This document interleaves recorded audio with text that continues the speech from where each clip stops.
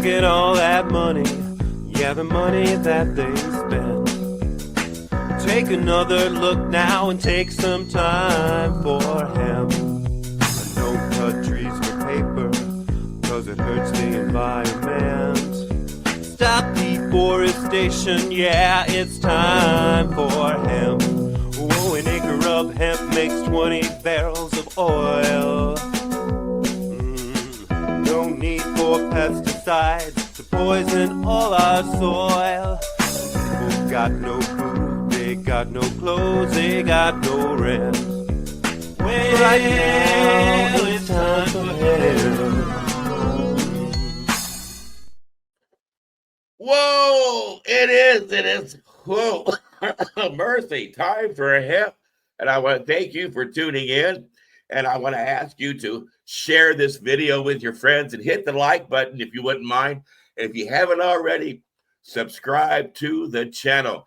This is Time for Hemp. I am your host, Casper Leitch. And on this program, we are focused on all the amazing things that this wonderful plant known as cannabis hemp can do and how valuable it is to the whole world around us. Do make it a point to visit timeforhemp.news and check out our archives. One of the first things you'll see on our homepage is this groovy book that you should pick up at Amazon, and it's written by my joint host, Al Byrne. Hey, Al, happy Hemp Day. Yeah, Hemp Day and April Fool's Day. But let me assure the audience, we're not fooling around here. That's right. Yeah, this is serious crap that we deal every day, and this is one of those moments that you better pay attention because we're old, the three of us that do this, Casper, Al, and Al, and we're old and we're ornery, and but we do know what the hell we're doing, you know. So yeah, so pay attention.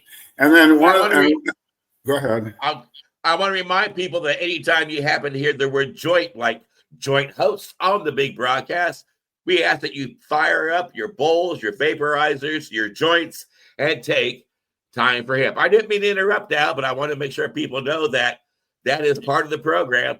And as part of the program, too, is sharing information about your amazing book. Why don't you let people know how to get a hold of it before you bring on our other joint host?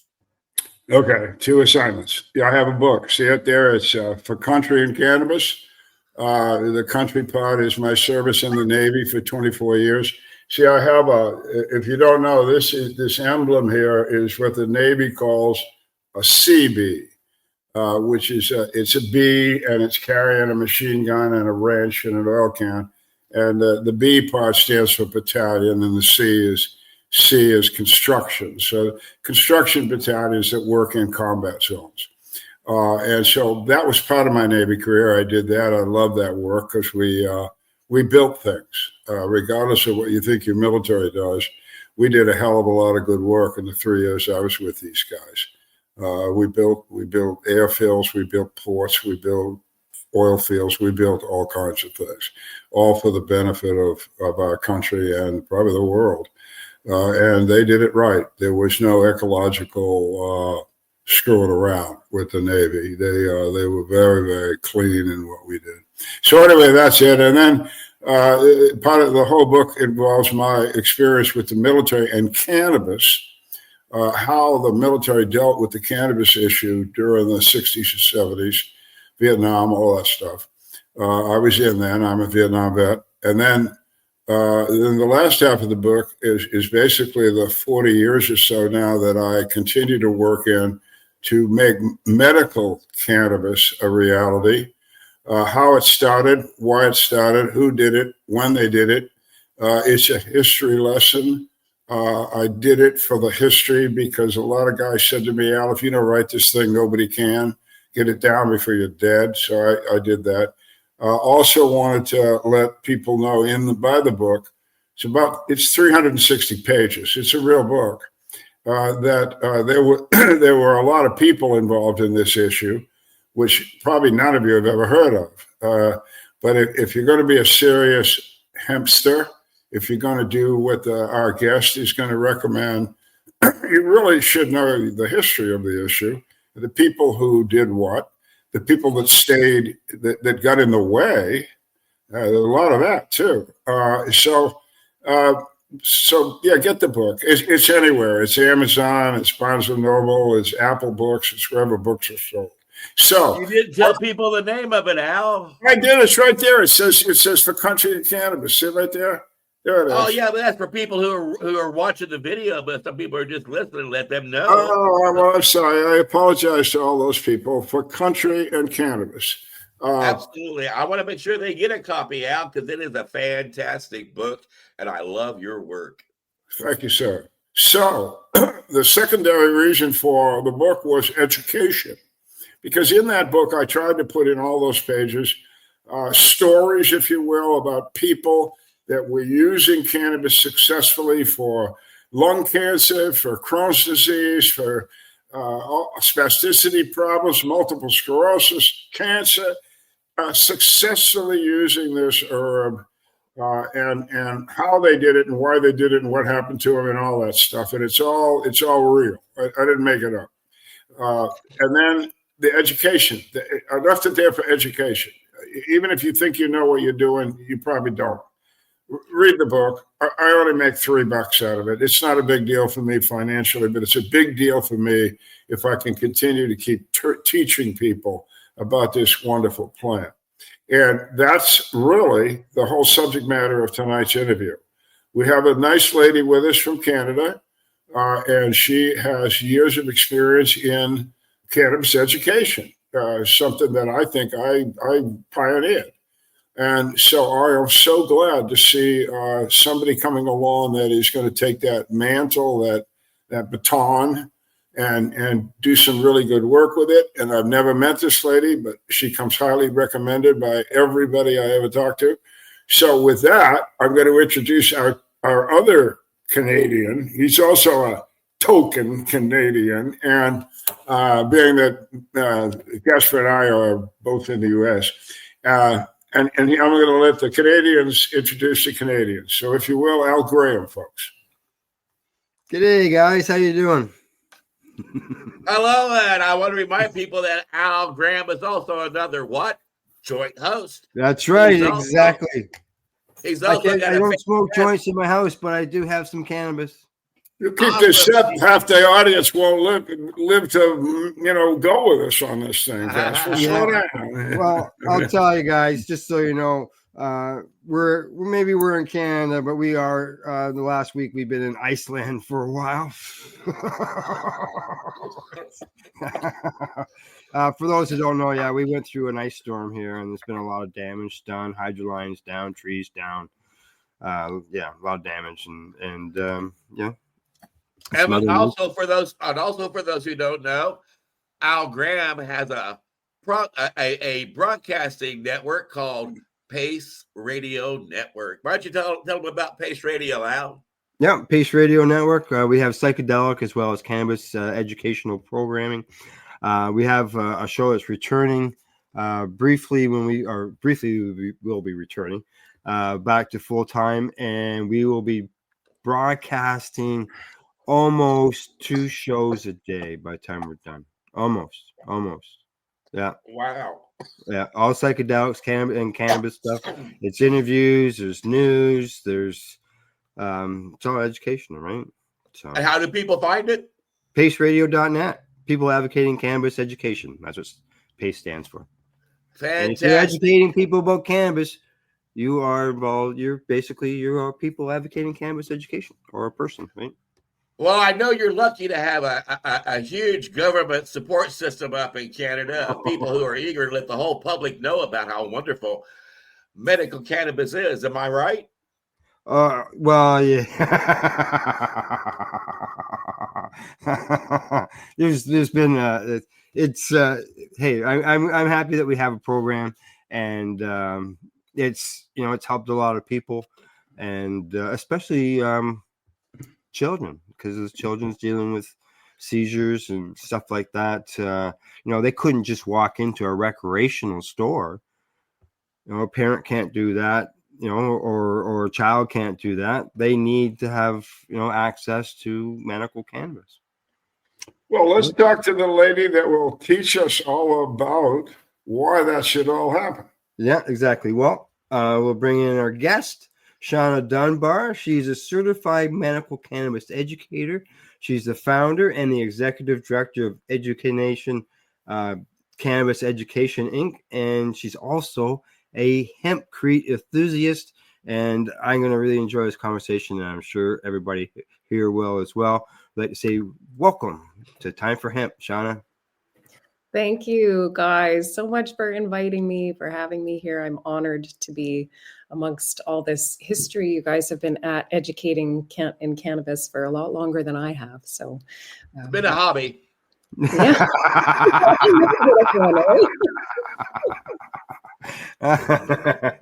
Yeah, well, I think we all experience something with cannabis as a benefit, and we find out that we can't shut up. We have to keep telling people. That's we true. learn more, and we just keep spreading it and keep talking all the time. Exactly. I think that's exactly what happened to me.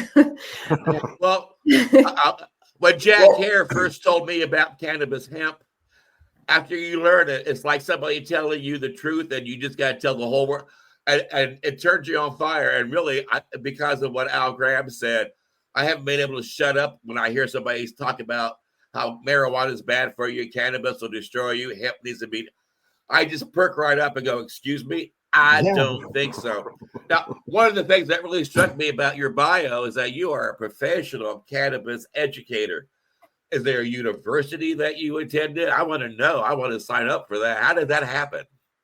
Well, I'll tell you, when I first got started, there weren't any courses in Canada to take. And so my story with my son is what led me to want to deepen my education and my knowledge, because I had, our story of success got passed around and people started knocking on my door for help. And I thought, well, who the hell am I?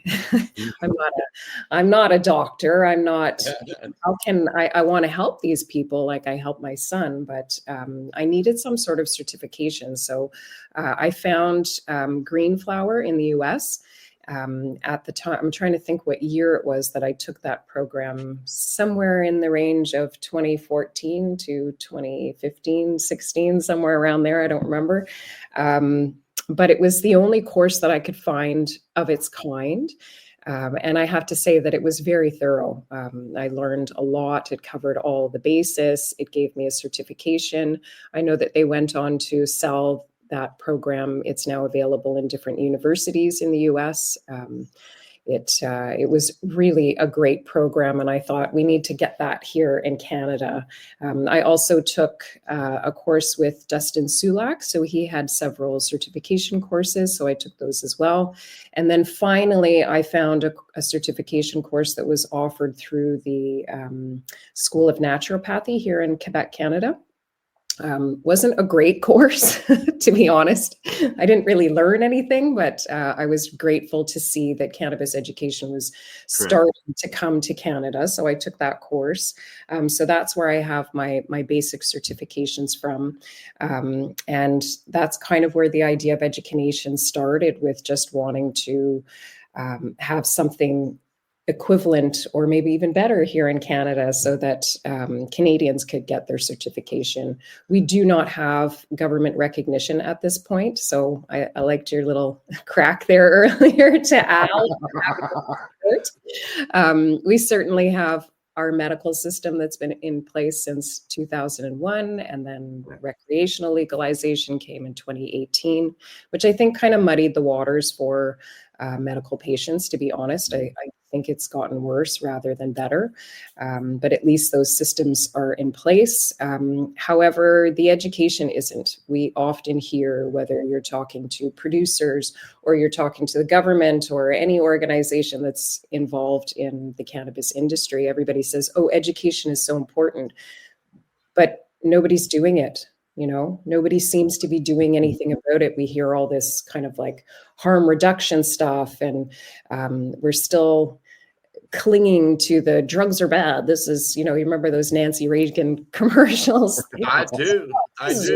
Drugs. Yeah. Well, and it sounds like you and Al Byrne have quite a bit in common. Al Byrne, I'll even tell you about it, but Al Byrne had a website where you could go and get medical certification for some of the programs that he had. And he pioneered the medical cannabis education here in this country, didn't you, Al? Yeah, well, actually, I was going to ask you that if you had ever heard of the Medical Cannabis Institute. Yes, I have. Yeah, well, I helped create that. Oh, amazing. Yeah, the way that went is that we had been, patients at a time had been doing these conferences, and they were very successful. They were accredited. So we were bringing in, doctors, RNs, PhDs, anybody that needed continuing education. We were sponsored by both the American Medical Association and the American Nurses Association. So we had it covered. And so it went well. And I got to about the second or third of one of these things, and I said, I'm patting myself on the back. Man, you just had 350 professionals in here. And then I thought, yeah, I had them. 2 years from now, I'm going to have some more. You're saying who's doing the education, and that's exactly what I came to. And I said, I got to get this. I got to get this out to more people. So what we did then, through some volunteers, great guys, Herb Duggan, Roger Grant, we started creating a visual history of these accredited conferences. We got the visual history accredited. And then I went to this company in Charlottesville, Virginia, where I was living. And just coincidentally, bringing up my alma mater, the CEO of the company was from Notre Dame. And there I was. I had a buddy, and she was the boss. And so I went to her and I said, why don't we do this? Why don't we take these videos, which included Dr. Shulkin. No, not Shulkin. What would you say? Sulak? Dennis, huh? Was it Dustin Sulak? Is that the name? Dustin Sulak. Thank you. I don't know where my brain went. I had the other guy was one of my tenants once. Excuse me, folks. But anyway, we got the company, which is now, you can look it up. You can still take these cannabis courses online, accredited, and it's the Medical Cannabis Institute. So that was what he was talking about, and what you're trying to do. I'm really behind you. If I could help you somehow to get your work recognized as professional education. That's what happened to me. It's a story. Read my book. It's in there. But once I got that accreditation, the world of medical therapeutic education in the United States actually changed dramatically. And then we started getting attendees to these conferences from England, from Brazil, from Japan, from Canada. And boom, they went back out there and said, whoa, this stuff works. Mm-hmm. So you're doing really good. So now you've got this basic knowledge. Have you got some sort of a core curriculum that you brief with, or? Yeah, so I'll explain to you. I think that you said it well. Like you created this education, people started coming and taking it, and then bringing that education out there in the world. And it's something that we recognized at EducaNation was there's not much point in reinventing the wheel. The cannabis industry is sort of like exploding worldwide, and there's new courses that are popping up all over the place. And there are some of them that are, like, I'm sure like yours, are very high quality. So why should we create another course and then compete with you? Why don't we come together, bring all of these, credible educational courses, sort of under one umbrella, agree, have professionals like us review them, agree on them. So that's what our association is all about. So we are the only association in Canada of certified educators, and what we are certified cannabis educators, I should say. And what we're aiming to do is to become the governing body, like we have our medical colleges, naturopathic colleges, these types of organizations that are holding their professionals accountable, that are, setting those standards for practice. So that's what EducaNation is hoping to officially be recognized as in Canada, is the Association of Certified Cannabis Educators. So we're setting the bar, and our aim is to get our government to recognize us as a profession, because currently the only cannabis educators that are really recognized as cannabis educators are bud tenders. And they're in the recreational space. They're not allowed to speak to medical cannabis. When grandma comes in and says, my knee really hurts and I don't sleep well at night, can you help me out? The bud tender says, I'm really sorry, I can't speak to that. Those are medical conditions. I can't help you. And then either they give grandma bad advice and she goes home and she bad trips and doesn't want to come back. She's not a repeat customer, or she doesn't get something that works at all. What we need the government here to do is to recognize that educators of our level that are educating to the medical benefits of cannabis are what are needed. We need to have like one of our educators in each one of our dispensaries. So when those medical patients come in and ask for advice, they're not just being turned away. Someone is there who is capable of answering them, who's able to take on that liability, because, we've done the accreditation courses. It's been established that we have a certain level of knowledge that we can, impart on those consumers. But we're not at that point. We don't have that government recognition. I mean, I can tell you a story when I first got started. I was looking for professional liability insurance. I still do work in a family practice where I educate the patients that my doctors want to prescribe cannabis to. So I educate them and I follow them along. And I needed professional liability insurance. So I called this and that company and this, and everybody said, no, what? A cannabis educator? A what? What are you? Yeah. What is that? And then I eventually got sent to the Association of Insurers, and I literally got laughed at on the phone when I said, I'm a certified medical cannabis educator, and they just laughed at me and they were like, yeah, whatever. So it's that level of recognition that we need to establish for educators. And I think the best way to do it is to come together. Well, let me just say, first of all, I am impressed. You being from Canada, you have managed to harness and understand and manage the English language really well. So for you being a foreigner, I'm really impressed. But here in America, we say education, not EducaNation, and I know you people in Canada. So I'm just helping you up with your translation here. It's education. EducaNation. Education, cannabis across our nation. So EducaNation, that's how it is that like a website that people can go to? EducaNation. Is that how you say it in Canada? EducaNation.info is our website. And we are just in the process. He thinks he's the only cool guy around with these slogans and stuff. No. A little history. In the United States, I started with the same problem that you've just discussed. Needed a way around it. Our government then and now still hostile, so they were not an option. I just said, well. What happened at the time I was married to one? We got the RNs of the United States interested. And I'll tell you what, once they heard what we had to say about patients and the herb, it wasn't a hard sell. It really wasn't.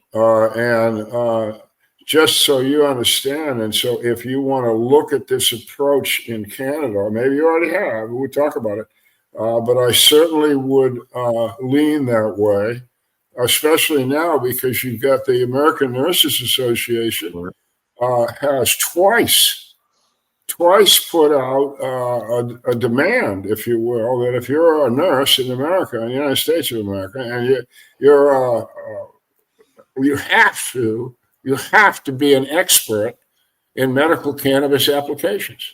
You have to be. It's not, if otherwise you can't be a nurse, for Christ's sake. Yeah. And then on top of that, just last fall, this would be 24, the American Nurses Association approved a RN specialty for exactly what you're talking about.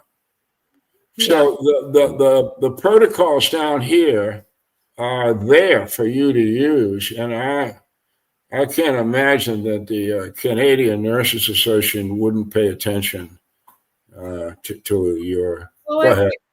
I think that I am personally seeing more nurses becoming interested in cannabis, learning how to prescribe it, learning how to guide their patients. We're also seeing a push for pharmacists to become educated in cannabis. And I'm a little nervous about that one, but I think one of our biggest issues is our medical colleges are still so much against cannabis. They're like I see here in Quebec, there is such a push away from natural medicine. Right now, we have several naturopaths who are being taken to court by our medical college because they are practicing medicine without a license. I've worked with doctors who have taken their retirement because of the push from the medical college to, you're allowed to prescribe pharmaceuticals. That's your job. That's all you're supposed to be doing. Don't talk to your patients about health. So I think, and what I hear echoed, across from the other provinces is that it's a lot of the same thing. The medical colleges our medical colleges are per province, not Canadian wide. It's governed provincially, not federally. And there's a huge push over the last few years for, I don't know, it's like this medical control, people aren't allowed to make their own decisions. There's not a lot of support for any type of alternative therapy. It's allopathy only. I meet a lot of patients that have lost their doctors because they're trying to advocate for themselves to consume cannabis. And the doctors just say like, well, I don't know anything about it, or I don't believe in it, or I don't have time for this. That's another issue that we deal with is, our professionals in the medical industry they've got 5 to 15 minutes with a patient. That is nowhere near enough time to explain what is the cannabis plant, how, you have an endocannabinoid system. How does the plant interact with that? Where are you going to purchase your stuff? How are you going to pay for it? All of these things are just sort of out of the scope of our regular practitioners' capacity. That's why I work in the position that I do in the family practice that I do, because my doctors are just like, more than us. You work with our patients, you guide us, you guide them, everything will be okay, because they just don't have the time for it, That's great Well, that you work with that, doctors. and I understand that Al Graham can also attest to this. He's had this same problem, but over the last 5 or 10 years, I put together literally a few thousand videos on YouTube, and about 300 or 400 have been taken down by YouTube because I've had a doctor or a practitioner or a nurse talking about how they utilize cannabis for medicinal purposes. And even Al Graham anymore, when he starts his show, he does this little happy ass disclaimer about medical cannabis is just, for fun and blah, blah, blah. And put a disclaimer on them. Yeah. Yeah. And it's sad because even the silliest things like cinnamon and garlic, it's amazing what they can do health wise. But even if you talk about cinnamon and garlic being good for your health, your videos will be banned. Yeah. That's giving medical advice, but listening to you just explain what's going on and what you've had to deal with, that's like a time warp thing. To me, it was like, this lady's 20 years behind me, I'm like, and you're watching her go through same thing that you went through. I'm not sympathetic, I'm empathetic. Would it help, Shawna, if the federal government actually recognized cannabis as a medical benefit instead of not recognizing? I think so. I mean, we talk a lot about that, right? Getting cannabis a DIN number. Yeah. That, I mean, there's been a huge change since I started back in 2014. I mean, we've got now, at least there's a handful of insurance companies that are starting to cover cannabis as a medicine. Our federal government allows us as patients to use our expenses on our income tax as a medical expense if we don't have private insurance that covers it. So, I mean, it's not much. Like the patients that I work with, they'll tell me their insurance, oh, my insurance covers it, $500 for the year. And you're like, well, see, and what boggles my mind is I've learned over the past 2 years that the Canadian government's all happy about TV ads that show suicide pods. And if you're depressed and want to kill yourself, hey, we'll help make that happen. But, I'm thinking, why don't you just smoke a joint, bitch, and get over it? It'll cheer your happy ass up. You won't want to, right? Yeah, it's true. I won't even share the most recent personal story that I have on that, but medical assistance in dying has become like the new antidepressant or something. It's being offered to patients, I think, completely unethically. And in often cases, it's just because their quality of life has gone down and, the pharmaceuticals don't work. And if you smoked a joint, you wouldn't want to kill yourself. Yeah, instead of just saying, okay, well, look, we've exhausted everything that we've got to offer you to help you. Why don't you go over this route? Maybe you should try cannabis, or maybe you should go try light therapy or naturopathy or psychedelics. Or I mean, there's millions of healing modalities out there, but I think it's, our current medical system is like this. It's allopathy and allopathy only, right? Well, I'm just going to say this as outright medical advice. If you are sitting there at home and you feel like you're so depressed, you want to kill yourself, fire up, bitches, and get over it. So why don't you tell us now what it was that drug your sweet soul into the marijuana movement and made you decide to stand up and make yourself a public target for people to go, oh my God, did you hear what she said out loud? She said medical cannabis is good. Well, my story starts with my son. I mean, I can say that I've been consuming cannabis for 37 years. I started when I was 12. I smoked my first hash joint. That's all we had access to in Quebec back then.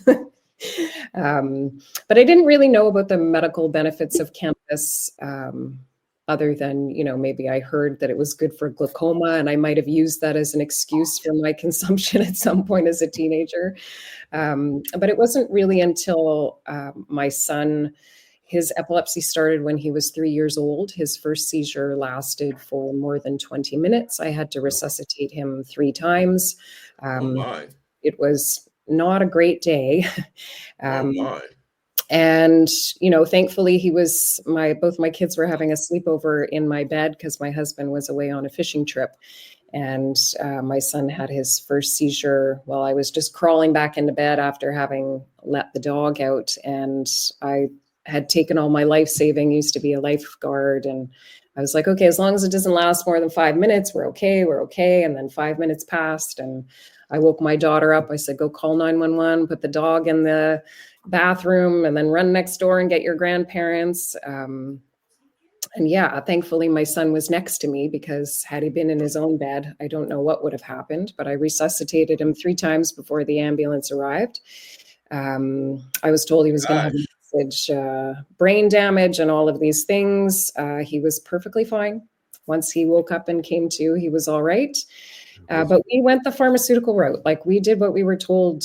I had my son's my son's life in my hands. I was not ready in any shape or form to try some alternative medicine at that point. So we did the pharmaceutical route for, I guess it was when he was 7 that I really started thinking I need something else. Like, these drugs, while they have lowered the intensity of the seizures that he was having, and they were not happening as frequently, they were still happening. And every time he would have one, his doctor would increase the amount of medication that he was taking.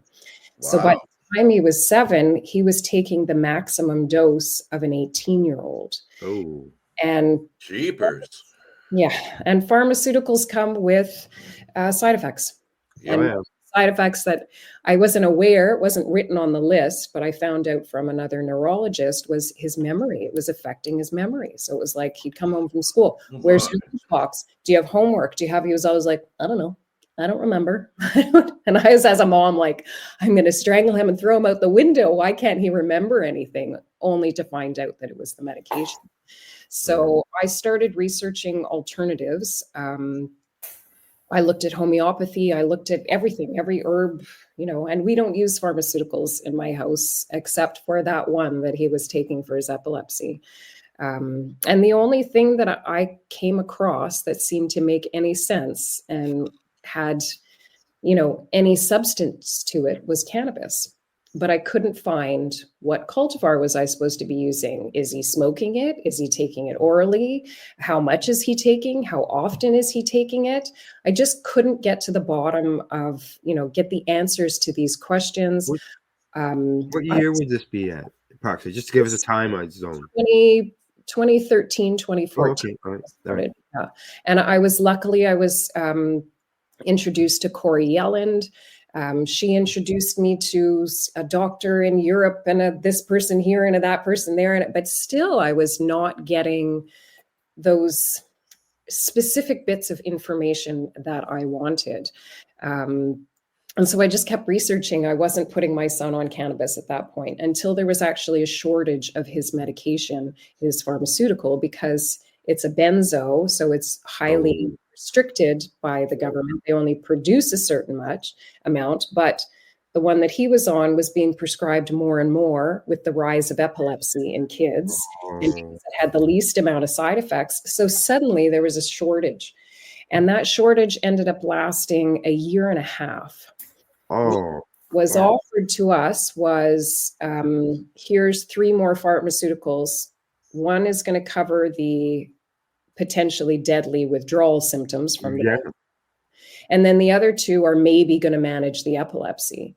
And I looked at the list of side effects on these things, and I was just like, no, like, there's no way I am giving this to my son. One of them had a side effect of irreversible liver damage, which we're going to have to test for every 6 weeks, bring my son in for blood tests. And I'm only going to find out the fact that he's got liver damage and it's irreversible. No, thank you. And then this one is the number one side effect is suicide. Like, I want that for my, at this point, 9-year-old. No. Yeah, so I said no. And the pharmacist stood there crying, actually. She said she's been begging, borrowing, and stealing my son's medication for the last 6 months because there was a shortage. Now she can't get any more. Thankfully, I was always a little bit ahead of the game. We always kept a month's worth of his pharmaceuticals just in case, because I was always worried, if I ended up somewhere and didn't have any, the withdrawal symptoms, it was just too dangerous. So I always had a month's worth of extra medication on hand. And I came home, counted the number of pills I had exactly enough if I started weaning him that night, which I did. I started, even though I had no alternative, I just started weaning him so that I wouldn't kill him from stopping it. And with 3 days, I was driving to Ontario, 14 hours of driving to go visit a friend of a friend who was a veteran who had his prescription for cannabis. There was no recreational legal market at the time. And he started saving what he didn't need for my son. And he supplied us for, I'm going to say, about 2.5 years, until we eventually found a doctor who was willing to prescribe, because there weren't doctors prescribing to pediatrics at that point. We got our first prescription at this seedy little clinic in downtown Montreal.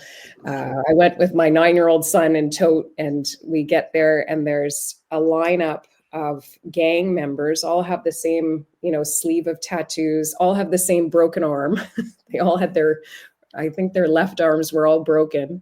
They all walked out with a 30 gram a day script. We walked out with a 20 gram a day script. No paperwork, no guidance of what to use.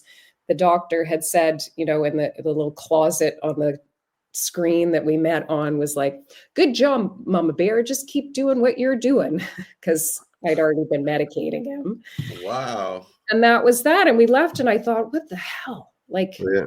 Oh, he yeah. needs to be better. Like, if I wasn't the cool mom who knew about cannabis and I was standing in that line with that kid, that would have been terrifying, with my son saying, So why didn't you just go to the black market and buy it? I mean, goodness gracious, here in America, even though we've got a legitimate cannabis market, it's still cheaper to buy it on the black market than it is to go into a dispensary and pay all their overhead and taxes. True enough. Why didn't you just use the black market? Well, I mean, honestly, I was nervous about that. Like, I want to know what's going into my son. I want to know that it's been like tested somehow, some way. Yeah. So at least She's a good girl. Come on, she's a good girl. Well, if you felt that, why didn't you just start growing it? I did. Ah, there you go. I got my son's prescription. The first thing I did was apply for my permit to grow, and I have been growing for him ever since, because I have control of what goes into that. I know it's organic. I know how I process it. All those good things. And I do encourage my patients to get their permits to grow as well, or those that are in provinces that can grow their 4 plants, do it. So your son was put on cannabis and everything worked out well. He's been 100% seizure free since he started cannabis. So that's over 10 years. He's over 10 years. Wow. Yeah. That's great. Yeah. It's a miracle. There's no doubt that it is our miracle. I love it. You obviously got the right strain there. I don't think so. I don't know. I'm going to tell you, I've finding high CBD cultivars at the time was very difficult. Yes. Finding what I felt was what he needed was very difficult at the time. I just grew whatever I could get my hands on. As long as I had something that had high CBD in it, I would grow that. I never gave him only CBD. So he started off with a 1-to-1 blend, day and night. And then I found him to become a little hyperactive during the day. So I thought it might be the THC. So I toned the THC down during the day and kept the 1-to-1 at nighttime. And his seizures are only active in his sleep. It's a very rare type of epilepsy. So I don't have to worry about during the day. It's really just to keep that, the levels sort of on an even keel. And then at some point, I'll tell you, my son even he really learned how to, number one, work with his plants, give them some good energy, all of that exchange. He knows about growing, making his medicine, and self-medicating. So at some point I had noticed that he had slowed down, and I was like, oh, it's time for me to make some edibles for you, but the freezer still seems to be full of your edibles. What's going on here? Are you forgetting? And he said, no, I honestly don't feel like I need them during the day anymore. So I was like, that's fine. You're not having seizures, right? Well, I don't usually do a free plug because, I figure if you're going to get an advertisement out of me, I want some money, honey. But there is a company up there in Canada called Crop King Seeds, Rocket Seeds. And I noticed that they used to be a sponsor of this show. And I love their website because you can go to their website and they tell you the strain, how much CBD that's to expect out of the plant, how much THC to expect out of the plant. So if people are looking for that type of information or are concerned about that type of quality control over their plant, I would recommend that they do check out Crop King Seeds. Yeah, and the whole seizure thing is not, we're not talking about an isolated incident here. No. Cannabis historically has been, for centuries, used as an antispasmodic. That word was actually used back in, I did some history back there, and back in the 600 AD, antispasmodic. So this is not new knowledge. And what Shawna is saying, it's the same thing here in the U.S. I mean, think about what I said a few a few moments ago or a half an hour ago, whatever the hell it was, I said I got sponsored by the ANA, the American Nurses Association, and the American Medical Association to put on these conferences and accredit their MDs and RNs that this was real education. It was done correctly by the right people. And I mean, there's a lot of stuff to go through to get accredited. Anyway, the nurses, as I told you, have spoken up very publicly and even said, as I said, you got to be a nurse in America. You got to know what this stuff's all about and how to use it. The American Medical Association has still never said anything about medical cannabis.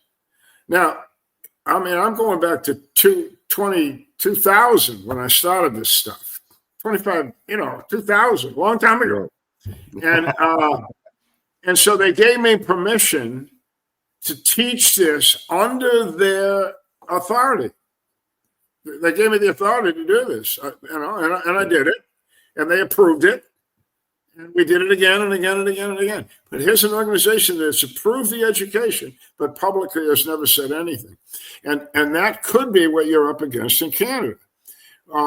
In my book, you guys read this book. Because one of the things we ran into Gitco, back where you are right now in Canada, was that we could walk up to a prominent physician or a head nurse or something and say, "Do you agree with us? Man, I'm on your team. Go." So how about making public? How about wait a minute. No, I think so. Again, in the book, we had that same problem. And how we overcame it, I say again, was nurses. We went to the Virginia Nurses Association and made our case.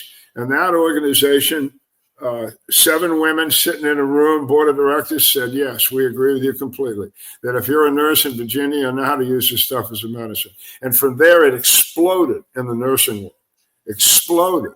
So again, if you can get some already up and running medical organizations, some sort of therapeutic anything, and get them educated first is, I guess, what I'm saying.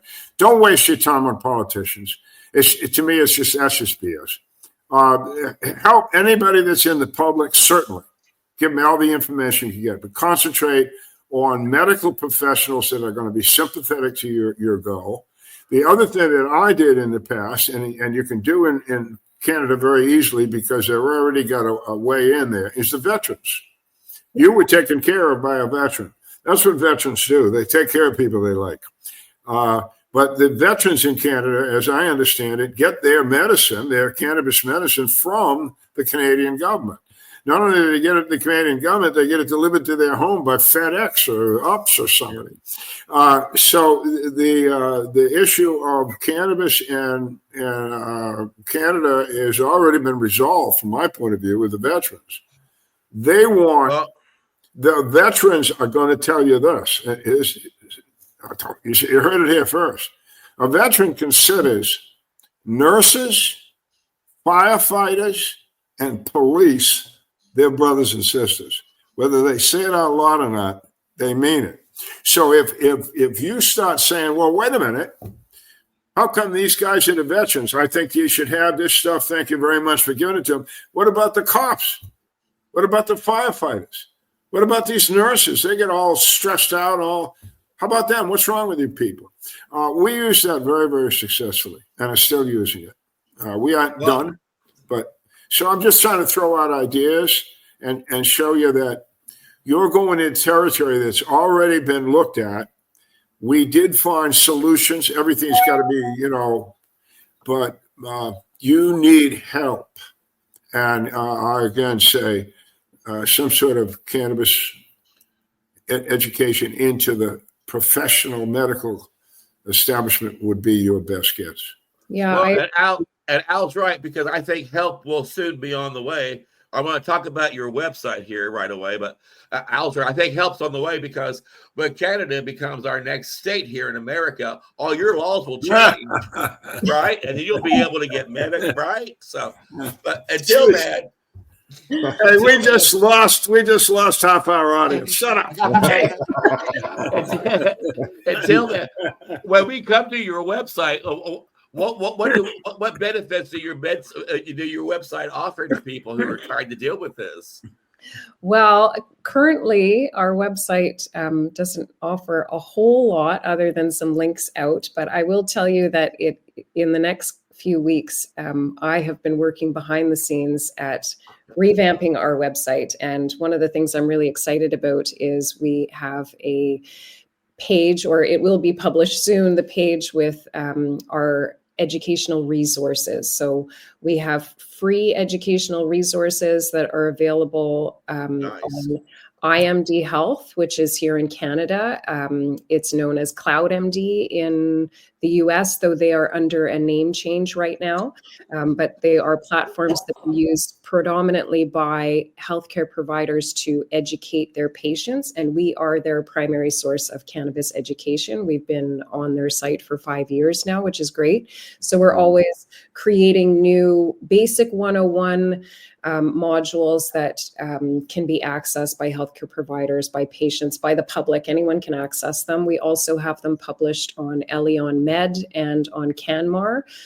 They are free access, but you have to become a member of their organizations in order to access them. So those are some really exciting updates that are coming, that you'll actually be able to access those free resources directly on our website as well.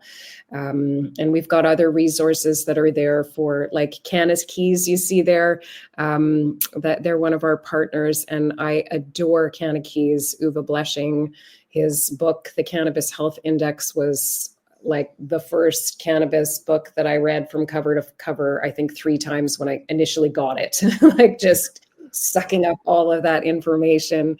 And he created the Canna Keys site, which I love because it's all peer reviewed. So all the latest cannabis research that's out there. I don't know how you guys see it, but I see it all the time. Doctors say, well, there's not enough research. You know, All research the time. on cannabis. I'm like, are you kidding me? There's like hundreds of new studies that come out on a daily basis. And Canna Keys reviews those studies, gives you a little synopsis on them, breaks it down by chemotype, by terpene, by cannabinoid, all of that. So for educators like myself that are working with patients, I want to be up to date on, you know, the latest research that is out there. That's a fantastic tool for that. And we're gonna have some other books and stuff. Maybe Al, we can help promote your book as well on our site. We would love to do that. So we'll keep in touch about that. But yeah, hopefully our new update that's coming soon will make all of these resources more available. We also have our memberships that we are transitioning onto our website platform. So we have our leadership membership, which is really for certified educators, cannabis educators. So they've gotten their certification elsewhere and they come to us for continued learning and business support. And then we have our community membership, which is designed for patients, caregivers, the Canna Curious, anybody who wants to learn about cannabis, wants to be a part of a supportive community, can join our community membership. And we will be launching our professional membership within the next year. We hope. We've been beta testing for a couple of years. So that's where we really want to see our leadership members, those who are certified, help them, get them out there educating, get them recognized as professionals, and so that we're all practicing in the same way. We're all using the same language, and, you know, helping break that stigma. I think when we're all on the same page, when we all speak to cannabis using the same language, we help break those barriers and normalize. The language is exceptionally important, and Yeah. and saying the same thing. When we started pot, I made all the founders who were federal patients. They didn't exist in the world, right? But there they were. We formed a company out of them, and I told them, I said, if you're gonna work with me in this debate, you are only going to talk about medical cannabis, excuse me, Casper. You're not going to talk about hemp. You're not going to talk about legalization, and that's it. So I applaud what your policy is there of staying with the subject. However, that leads me to my question. Exactly what is the cannabis subjects? I have an S on that you discuss. Is it growing plants? Is it how to use them? Is it how to eat them? Can you give me a little more on that? All of it. Oh, good. Oh, good. Great answer. Great answer. Yeah. So we feel that, everybody should first of all know what the plant is, like learn a little bit of botany, know about the history of cannabis. Where does it come from? I mean, it has such a rich history. It's been the subject of so much controversy in so many different ways throughout the world. People need to know about that. I think that also, to me, when I'm teaching history, is a huge piece, because it helps destigmatize. When people understand, wait, what a second, in Canada, it only became illegal in 1923. Yeah. Guess what? Everybody had it growing in their backyard before there. It was a part of everybody's simple cabinet with herbs. You had cannabis in there. It was the third most popular ingredient in medicine worldwide. These are things that help break stigma when we start teaching about those things. And then, wow, we have these endocannabinoid systems. That's like such an aha moment for people when they can understand that it's a plant that actually interacts with their body system that is responsible for homeostasis. That's a big thing. That's a big stigma breaker. What are all those different molecules that are in it? Why do they interact with us? How do they interact with us? I don't know. There's so many different things about cannabis. It's such a big, huge thing, but it is.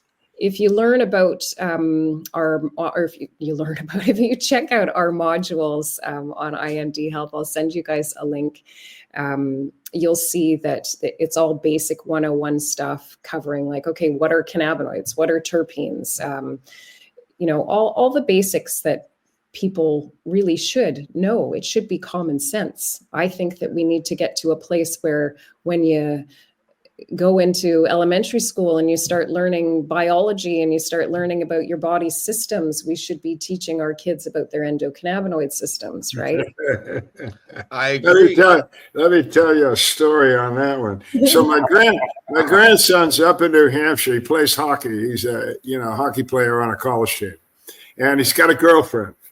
It's not a romance story. It's not a love story, and so but the girlfriend's studying up there to be a dietitian. It's a school heavy on nursing and all that. So I asked her, I said, hey, so what are you learning about the endocannabinoid system? She was a freshman. I don't know what you're talking about, Mr. Byrne. I thought so. And so then a couple of the guys on the hockey team with my grandson were seniors. The goalie was a senior. Another guy was a senior, and they were in pre-med or something. And I asked them, they're graduating now. Never heard of that, sir. I don't know what you're talking about. So I just want to emphasize what was said here. This endocannabinoid system is basic to life. Your life, your daughter's life, your dog's life, your chicken's life, the whale in the ocean, the American eagle, all those venomous snakes you don't like, all this stuff, with the exception, everything on Earth, think about it this way, whoever you're thinking, everything on Earth has an endocannabinoid system, except insects. And who the hell wants to be an insect? So you've got this wonderful system that is vital to every living creature on Earth. Everything you've ever eaten in your life had an endocannabinoid system, that you are, So, and that includes you, and like I said, everything. So if you don't know anything else, and so then I go back to the college, right? So I find this out. And I say, well, what the hell? You wrote a book, right? So I write the dean of the nursing school. Yeah, I think it was nursing school. So I wrote the dean of the nursing school. I said, I'm not a nurse and I don't know shit, but I wrote this book. and there's this thing called the endocannabinoid system. And I really can't imagine how you put nurses out. This thing was discovered, by the way, folks, by a medical doctor, a researcher at the University of Indiana in 1988. Her name was Ann Howlett. She works at Wake Forest now, doing the same kind of work. 1988, you see, this is kind of way back stuff. And so I wrote to the dean and I said, I really think you ought to put this word in the conversation somewhere. And well, now they do. I mean, I never got a letter back saying, hey, thanks for the suggestion, and I didn't want one. But sometimes that's, to me, I'm with you. It's really frustrating, isn't it? To know this shit and you tell somebody and they go, really? And they still don't believe you. Yeah. And the amount of time, like I have two, I'll call them my non-biological daughters. I've known them since they were born, and they both became doctors, really intelligent young ladies. And I remember one day, one of them called me up. She was all excited. And she's like, you'll never guess what I learned about in school today. I said, what? And she said, the endocannabinoid system. And I was like, glory, hallelujah. Medical system, they're going to start learning. So I said, well, what did you learn? And she said, really nothing. We spent 30 minutes on it. Yeah. My daughter told me the same thing. At least we're getting there, but there's still the first time I educated a room full of doctors, I'm going to tell you how like imposter syndrome that I felt walking into that room. I bet. I was asked by a group who specializes in severe childhood behavioral disorders, and just these doctors have patients with major issues. So I went in to give them an education session, and I started off with my normal presentation, like 101, and talked about the cannabis plant, and then got into, okay, well, why and how does it react with our bodies? And I said, well, I won't go into detail about the endocannabinoid system because I'm sitting in a room full of doctors, and surely you know that we have an endocannabinoid system. And they all just were like, well, what? We never heard of it. And so I had to give them that 101 basic education. It's kind of mind-blowing that someone like me who doesn't have a medical background is educating these, professionals that go to school for over a decade, and they're not, they have no idea what it is. Well, and I agree with that. I agree with that because there's been times when I've gone to see a doctor, and I don't know if you've noticed, but I'm a little outspoken. So when I ask the doctor if he's aware of medical cannabis, but he tries to give me some kind of prescription, and they say no, my first response right after that is, well, if you don't know about medical cannabis, then you're not intelligent enough to be my practitioner, and I got to go find somebody else who can take care of me because you're a dumbass. Well, to get to Shawna's point, which again I have great empathy with, we're going to interview a Dr. David Allen here in a week or two. And David first contacted me. I think it was in about the time you stopped in here. But I think it was around 2010 or 2012. We were having a conference in Arizona. He called me up. I never heard of the guy before in my life. And he said, you got this conference, and I got some data here. You just got to let me present. What? Here's what he said, and here's what he presented. I said, sure, come on in. We need to know this. This was, I guess it was 2012. Okay, this is 2025, so not long ago. He says he had taken upon himself.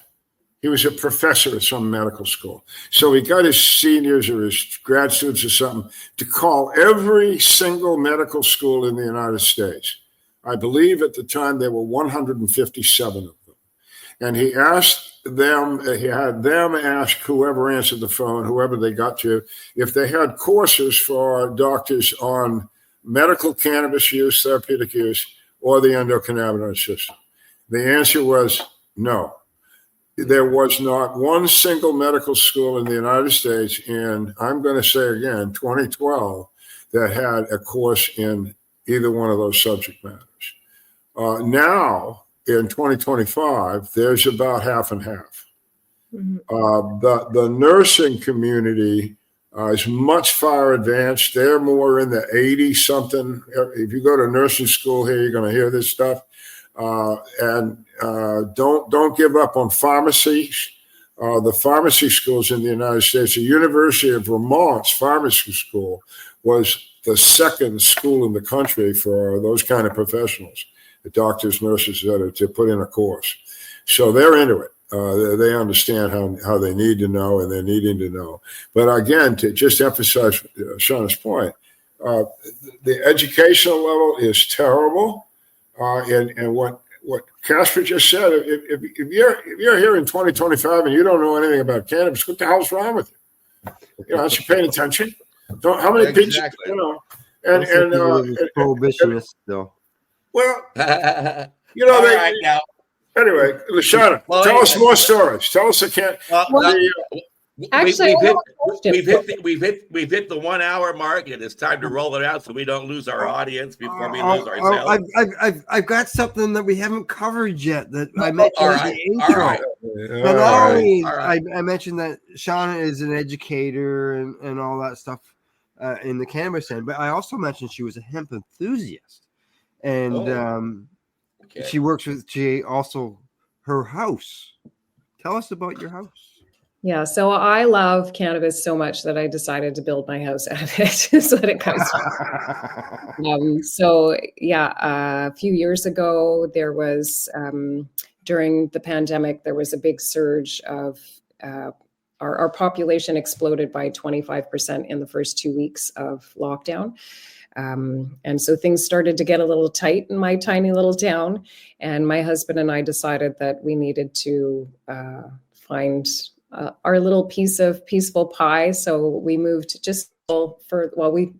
we only moved last year, but we bought our property in 2020.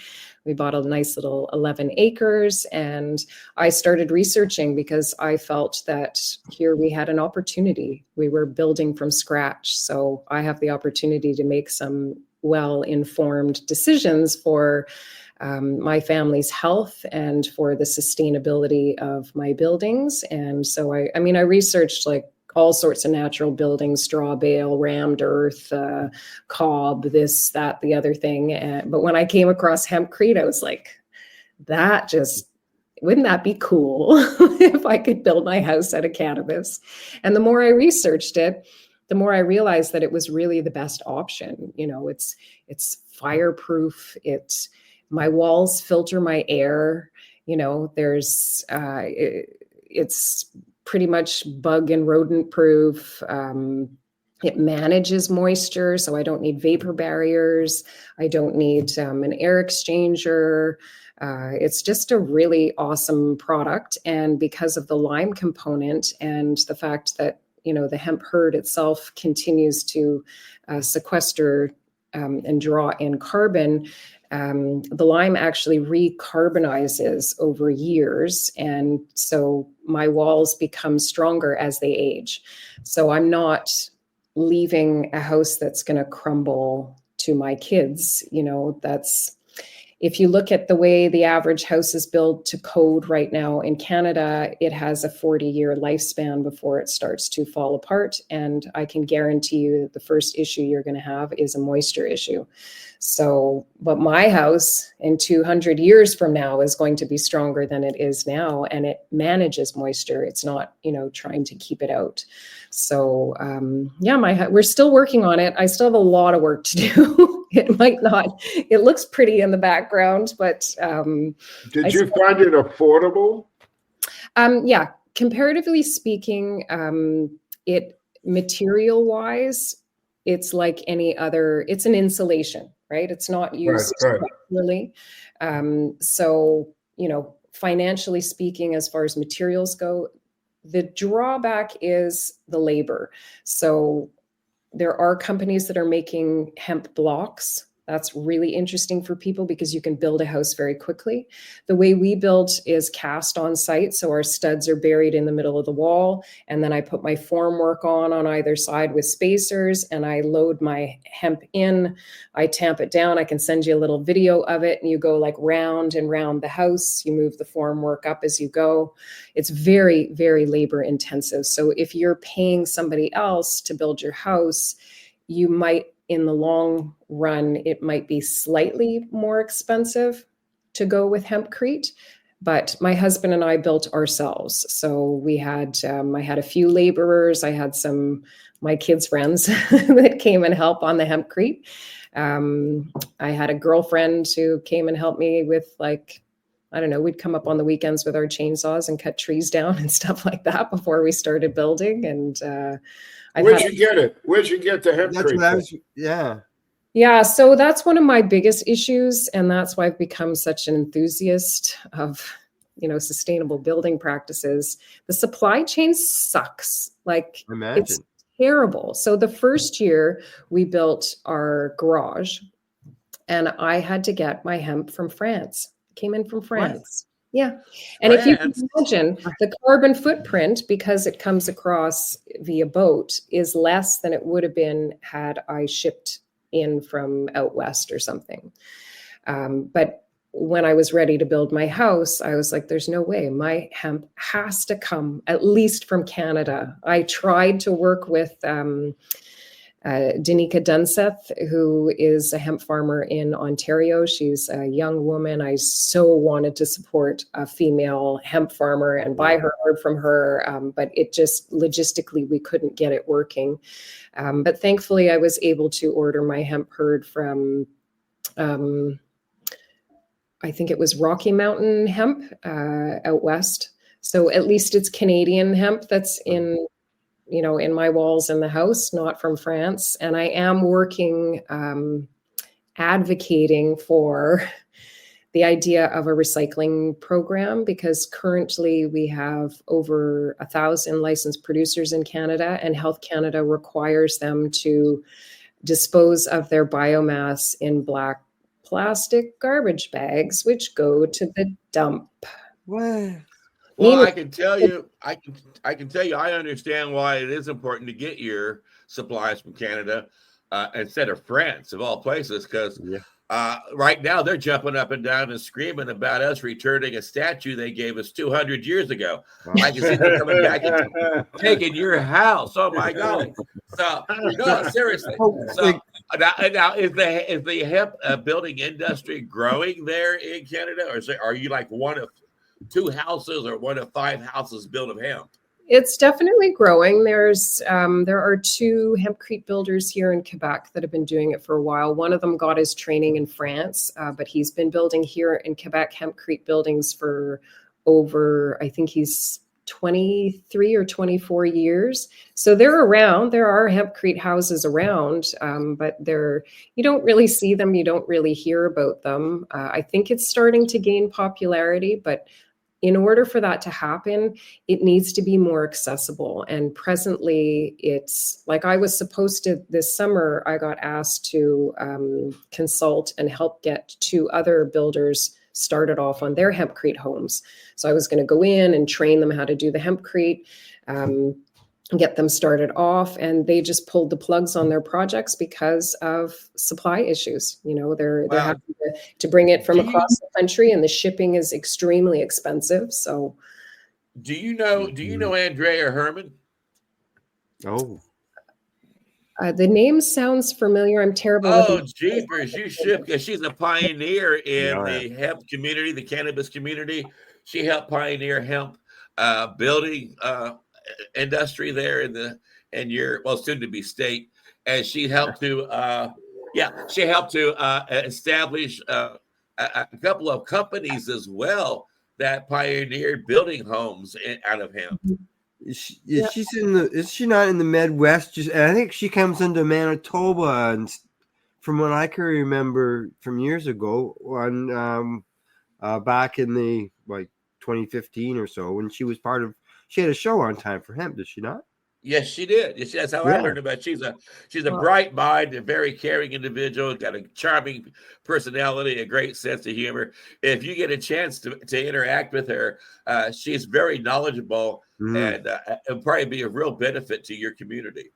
Yeah, I will reach out for sure. Thank you for mentioning her. It's again, I truly believe that we need to come together in order to improve whatever Well, whether it's cannabis education or supply chain issues with hemp materials.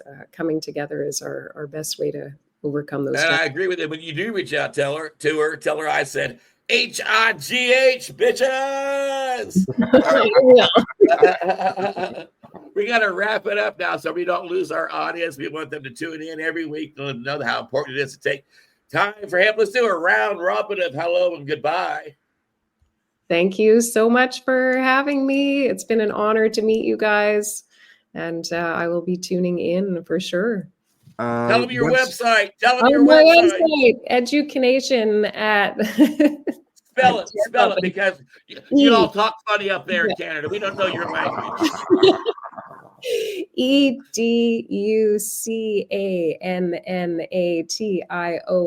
EduCanNation.info. Do that again because we Americans, we have problems with the foreign language. Go ahead. EducaNation.info. EduCanNation.info. And it has been charming to have you as a guest today. I've really enjoyed making a new friend with you. And I hope we get a chance to meet face to face and you come back as a guest sometime soon. I've fallen in love with you and your work. Seriously. Anytime. Thank you so much. I really Absolutely. And Al Graham, why don't you let the whole world know about Pace Radio Network? Yep. People advocating cannabis education, paceradio.net. As I mentioned earlier, we touch on cannabis as well as psychedelic programming. So check us out. We're on YouTube, Facebook, social medias, right? And Al Byrne, one more time about that groovy little book that you put out. Oh, you're on mute. Al Byrne, you're on mute. That's all right. I'm told the girls just tune in just to look at me anyway. They don't really dig my voice. But yeah, for country and cannabis. Also, another website for veterans out there. You might look up Veterans for Medical Cannabis Access. Sort of explains a little bit about the plight of veterans in the United States with cannabis. Not nearly as healthy as the Canadian brothers and sisters out there. But Shawna, my personal thank you for coming. I love what you're doing. I'm with Casper. I think you've got what we would call on the male balls. You're out there, and you're right, and you've proved that by your success. And I've said it before, but if I can help you somehow, I'm down here, you're up there. Who cares about a U.S. citizen right now in Canada? I imagine we're probably not considered really. I don't know. I'm not going to speak for Canada, but soon we're going to be fellow citizens, so that's all right. It'll work out. It's always going to work out. I served in my time briefly with Canadian soldiers. I was a sailor. And we got along great, and I can't imagine we wouldn't get along great just tonight or tomorrow as well. It wouldn't matter much. But again, thank you for coming. I hope we can bring you on again. And if we do so, I think we maybe want to concentrate more on the hemp side of this issue. It needs more discussion. You were the first one I've ever met in my life that has a home made out of this. I think there's a lot of people that would have a lot of questions, and maybe we can bring you back and you can talk hemp for us. Bring your husband too. I mean, he's a hempster, right? Yeah? Actually, he isn't. I took care of all the hemp. Well, leave him home, man. Leave him somewhere. And everything. I took care of the hemp. Yeah. Well, we're glad your son is doing well too. That's a great story. Yeah, Well, exactly. thanks again, guys. Anytime I can talk all night. So And I want to remind people that education is the key. That is why we do. We have fun, and we got a lot of laughs throughout the show, but we try to get information that is of value to you and your community. That's also why when you go to timeforhemp.news, that's time, the number for hemp.news, we ask that you check out our archives, because we've been doing this for quite a while. And we got an archive full of knowledge from a lot of impressive professionals, doctors, lawyers, scientists, researchers, who have focused on the benefits of this plant and have a lot to share. And we've kept their voices alive on our website. Also note that everything on our website is free to download. And so if you find a program that you think is a benefit to your community, or to a politician who's actively working on a bill in your area that might be a benefit of the medical community in cannabis, you can send them that information, and it doesn't cost you anything. We've also got a new addition to the timeforhemp.news website, and that is the Illusions of Music. They become the permanent in-house band, and they've got right now about 26 songs that you can download, all free, about how wonderful cannabis is. And we ask, if you like them, to share them with your friends. Please hit the like and subscribe button if you don't mind. If you've already subscribed, please hit the like button, because any interaction with our videos helps our algorithms, which means other people can find this information and learn how important it really is to take time for hemp.